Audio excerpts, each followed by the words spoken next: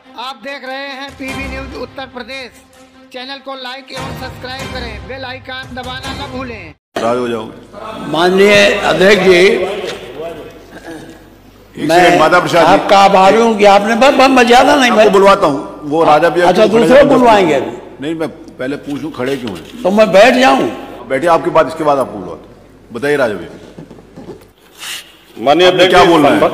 संभल के विषय में ही चर्चा नहीं है। मैं हम अपना चर्चा नहीं है राजा भैया, कोई चर्चा स्वीकार कर रहे हैं माननीय कि चर्चा कराई जाए या ना कराई जाए। ऐसे तथ्य जो ना आए हो कुछ बताना चाहते हैं? 5 मिनट, 5 मिनट नहीं, 2 मिनट। कुछ तथ्य जो इस सदन में रखे गए, इसके बाद आपको उनको भी सूचना दी है तो श्रीमान वो आपत्तिजनक है। कुछ बिंदु मैंने भी नोटिस है। इस सदन की कार्रवाई लाइव देखी जाती है, रिकॉर्ड रहता है। माननीय नवाब साहब हमारे बहुत अच्छे मित्र हैं, साथ में मंत्रिमंडल में भी रहे। पहली बात तो यह स्पष्ट हो जानी चाहिए कि जो सर्वे हो रहा है वो न्यायालय के आदेश पे हुआ है, और जितने लोग बोले हैं इन्होंने पत्थरबाजी का कोई जिक्र, कोई चर्चा नहीं की। अब हम एक चीज तो ये भी जानना चाहेंगे कि क्या पत्थरबाजी करने से न्यायालय का आदेश बदल जाता है?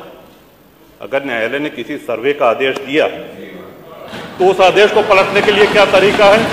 उससे बड़ी अदालत में जाएं कि सड़क पे खड़े होकर के पत्थर प्रशासन के ऊपर और पुलिस के ऊपर चला जाए।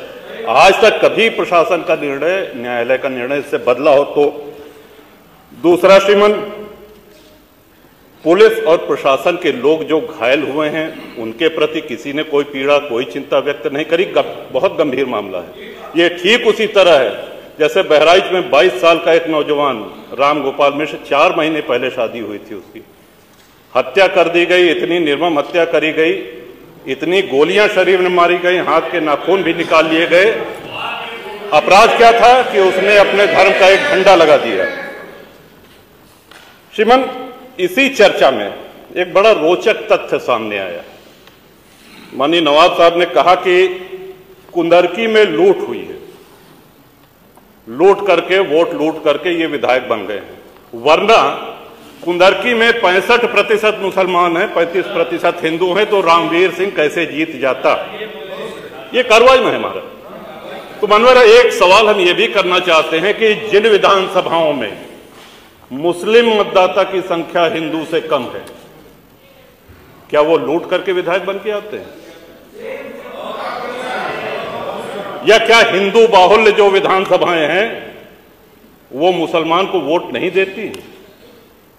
इस हिसाब से तो यही लगता है कि सबसे बड़ा आश्चर्य धरती का यही हो गया कि जब 65% मुस्लिम है तो हिंदू कैसे जीत गया?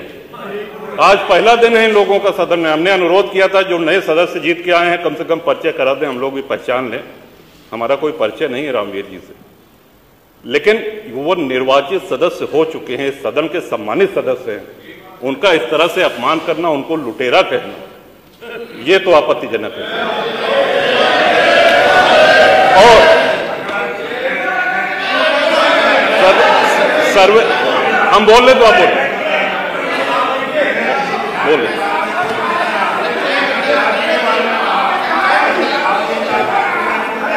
माननीय अध्यक्ष जी, 2 मिनट में अपनी बात 2 मिनट में अपनी बात समाप्त कर रहा हूं। 2 मिनट में अपनी बात समाप्त कर रहा हूं। हम लोगों ने भी बड़े धैर्य से सुना।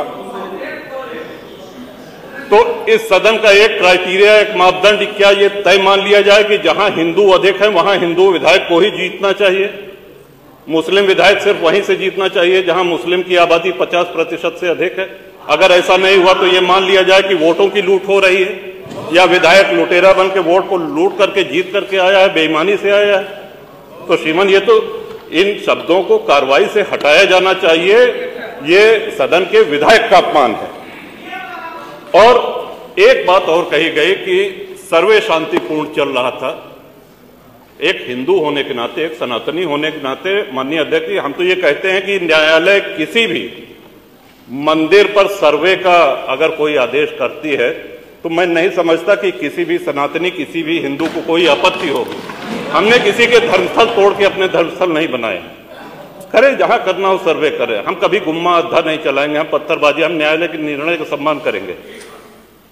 तो शासन का काम, प्रशासन का काम तो न्यायालय के निर्णय को लागू कराना होता है। तो इसलिए माननीय अध्यक्ष जी, इस पे चर्चा कराई जाए। चर्चा में भाग लेने की इच्छा इधर भी है, बहुत से लोगों की है, और चर्चा कराई जाएगी तो बहुत सी सच्चाइयां सामने आएंगी। बहुत बहुत नेता प्रतिपक्ष